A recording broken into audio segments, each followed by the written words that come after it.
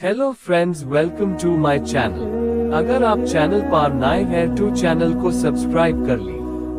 आज हम कुरान और साइंस के बारे में बात करेंगे। बात जब है तो लोग धर्मों में चमत्कार ढूंढते हैं। अगर धर्म के अंदर कोई चमत्कार नहीं तो उसे लोग मानते भी नहीं। और आज का दौर साइंस का दौर है, तो मजहब को साइंस से जोड़कर देखा जाने लगा है। इसी विषय को लेकर हम बात करेंगे, साइंस और इस्लाम की। सबसे पहले ये बता दूं कि कुरान कोई साइंस की किताब नहीं है, बल्कि कुरान एक निशानियों की किताब है, हिदायत की किताब है। गौर फिक्र करने वालों के लिए कुरान में बहुत से निशानियां मौजूद है। कुरान में 1000 से ज्यादा आयत साइंस के ताल्लुक से है। बहुत सी बातें कुरान में ऐसी है जो आज से 1400 ईयर पहले जब कुरान नाजिल हुआ तभी बता दी गई थी। उस वक्त ऐसी कोई साइंस मौजूद नहीं थी, कोई ऐसी टेक्नोलॉजी नहीं थी जिससे चांद, सूरज, जमीन, आसमान के बारे में पता लग सके। लेकिन आज जब साइंस ने इतनी तरक्की कर ली है तो आज हमें इन सभी चीजों का इल्म हो गया है और इल्म होना बाकी है। कुछ ऐसे ही पॉइंट्स हम बता रहे हैं जो कुरान में पहले से ही मौजूद है और जो इस बात को साबित करती है कि अल्लाह ही है जिसने ये कायनात बनाई। पहला, लोहा। आज साइंस ने इस बात का पता लगा लिया है कि लोहा कहाँ से आया। दरअसल दोस्तों, लोहा इस जमीन में पैदा होने वाला धातु नहीं है। ये बाहर से यानी पृथ्वी ग्रह के बाहर से आया, लाखों साल पहले उल्कापिंड के टकराने से, जो कि लोहे से भरे हुए थे। और ये उल्कापिंड टूटकर पृथ्वी में आ गिरे, जो कि जमीन के अंदर धंस गए। इसे ही लोहा कहा जाता है। पता ये चला कि लोहा यहाँ का नहीं है, पृथ्वी के बाहर से आया है। कुरान इस बारे में क्या कहता है? कुरान की सूरह हदीद में अल्लाह इरशाद फरमाता है कि हमने लोहे को जबरदस्त ताकत देकर जमीन पर उतारा और इसके कई फायदे हैं। यहाँ बात की गई है जमीन पर उतारने की, यानी कि जमीन पर कहीं और से उतारा। जैसा कि साइंस कहती है, लोहा उल्कापिंड के टकराने से जमीन पर आया। सोचने वाली बात यह है कि ये बात कुरान में 1400 साल पहले ही बता दी गई थी। दूसरा, आसमान एक छत। आसमान जमीन के चारों ओर लिपटे हुए कंबल की तरह है, जो जमीन को जमा देने वाली ठंड से बचे रखता है। आसमान के ऊपर का टेम्परेचर -270 होता है, जो जमीन को जमा कर खत्म कर सकती है। और आसमान सूरज की अल्ट्रावायलेट किरण और जमा देने वाली ठंड दोनों से बचाता है। कुरान में अल्लाह ने आसमान के बारे में सूरह अंबिया में फरमाया, और हमने आसमान को तुम्हारे लिए महफूज छत बनाया। फिर भी लोग उसकी निशानियों से मुंह फेर लेते हैं। तीसरा, पहाड़। साइंस के according scientist geophysics Frank press की किताब DERTH में लिखते हैं कि पहाड़ असल में एक खूंटे की तरह होते हैं। वो जितना जमीन के ऊपर होते हैं उससे कहीं ज्यादा जमीन के अंदर होते हैं। इसकी एक मिसाल दुनिया की सबसे ऊंची चोटी माउंट एवरेस्ट की ऊंचाई 9 किलोमीटर और पहाड़ के नीचे की गहराई 125 किलोमीटर है। और इसका पता 20वीं सदी की शुरुआत में प्लेट टेक्टोनिक की तकनीक के बाद ही मुमकिन हो पाया। कुरान ने पहाड़ों के बारे में क्या बताया? कुरान में अल्लाह ने सूरह नबा में बताया कि हमने क्या जमीन को आराम जगह नहीं बनाया और पहाड़ को मेके। कुरान का मफहूम है कि पहाड़ जितना ऊपर की तरफ होता है उससे कहीं ज्यादा नीचे की ओर होता है। चौथा, कायनात का फैलना। 20वीं सदी के अजीम साइंटिस्ट स्टीफन हॉकिंस ने अपनी किताब में the brief history of time में लिखते हैं कि यह 20वीं सदी की एक बड़ी खोज है कि कायनात वक्त के साथ फैलती जा रही है। कुरान इस बारे में कहता है कि और आसमान को हमने अपनी कुदरत से बनाया और बेशक हम इसे फैलाते जा रहे हैं। सोचने वाली बात यह है कि स्टीफन हॉकिंस ने यह खोज पिछले कुछ सालों में ही की है, लेकिन कुरान यह बात हमें 1400 साल पहले ही बता चुका है। 5 जीवन की उत्पत्ति। हम सभी जानते हैं कि पानी जीवन के लिए सबसे जरूरी तत्व है। इसकी पुष्टि इस बात से होती है कि पृथ्वी पर रहने वाले समस्त प्राणियों के सेल्स या कोशिकाएं पानी से बनी होती है। मिसाल के लिए किसी भी जंतु की कोशिकाएं या साइटोप्लाज्म 80% पानी होता है। फैक्ट ये है कि जो भी चीजें जिंदा है वो सभी कुछ पानी से बना हुआ है। कुरान इस बारे में कहता है, कुरान इस बारे में एक असाधारण दावा करता है। कुरान कहता है कि जिंदगी पानी से पैदा हुई है और साइंस ने इसकी पुष्टि माइक्रोस्कोप के बाद ही की है, जबकि कुरान में हमें ये बात 1400 साल पहले ही बता दिया है। 6, सूरज की कक्षा।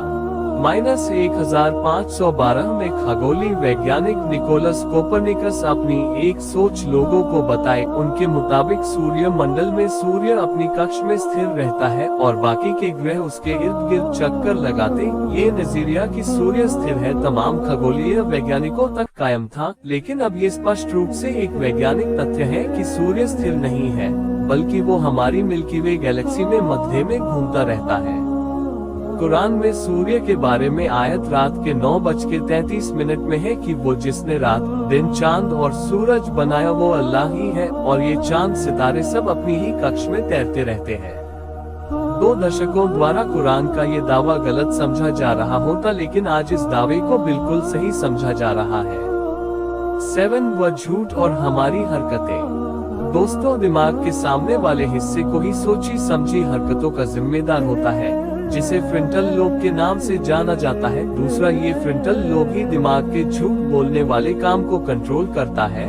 आज के दौर में कई रिसर्च से साबित हो चुका है कि दिमाग के आगे वाला हिस्सा ही झूठ बोलने के काम को अंजाम देता है।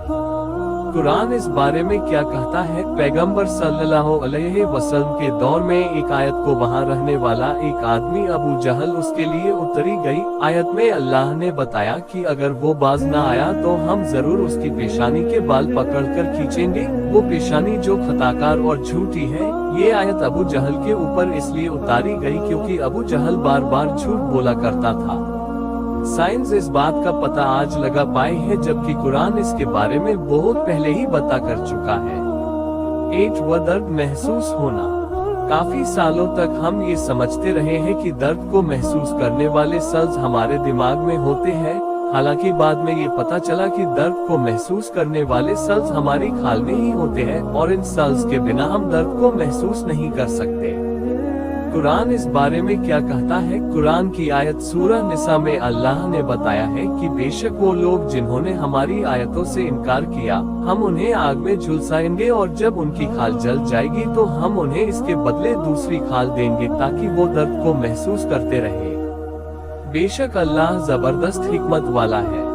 इस बात को 1400 साल पहले ही बता दिया कि दर्द को महसूस करने वाले सेल्स खाल में ही होते हैं, न कि दिमाग में। 9 व दुनिया का वजूद।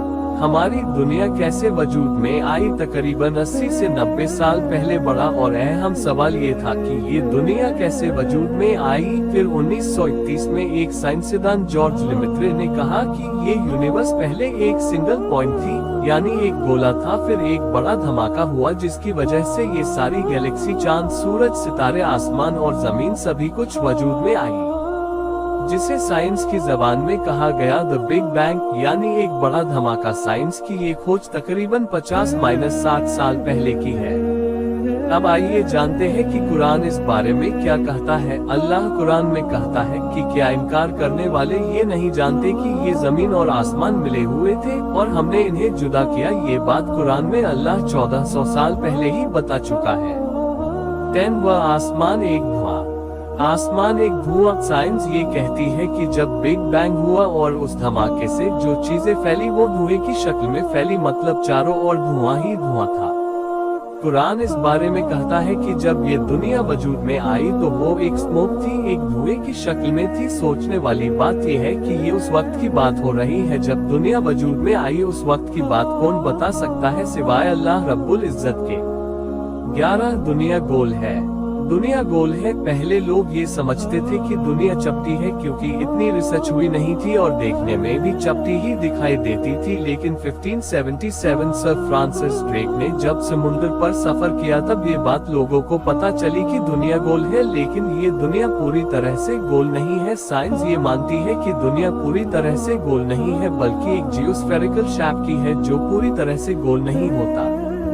कुरान इस दुनिया के बारे में कहता है कि कुरान की सूरह 31 आयत 29 में अल्लाह ने रात को आहिस्ते आहिस्ते दिन में तब्दील किया और दिन को आहिस्ते आहिस्ते रात में तब्दील किया। अगर दुनिया चपटी होती तो रात फौरन दिन में बदल जाती और दिन फौरन रात में बदल जाती। कुरान में सूरह नाज़ियात में सूरह 79 आयत 30 में अल्लाह ने फरमाया कि और उसके बाद अल्लाह ने जमीन को फैलाया। इसमें एक शब्द आया है दहाहा, इसका माना है अंडा और ये कोई खास अंडे की तरफ इशारा है, जैसे शतुरमुर्ग का अंडा। शतुरमुर्ग का जो अंडा होता है ये एक स्फेरिकल शेप में होता है, तो कुरान में शतुरमुर्ग के अंडे की तरह दुनिया को बताया है जो कि जियोस्फेरिकल शेप की तरह होता है।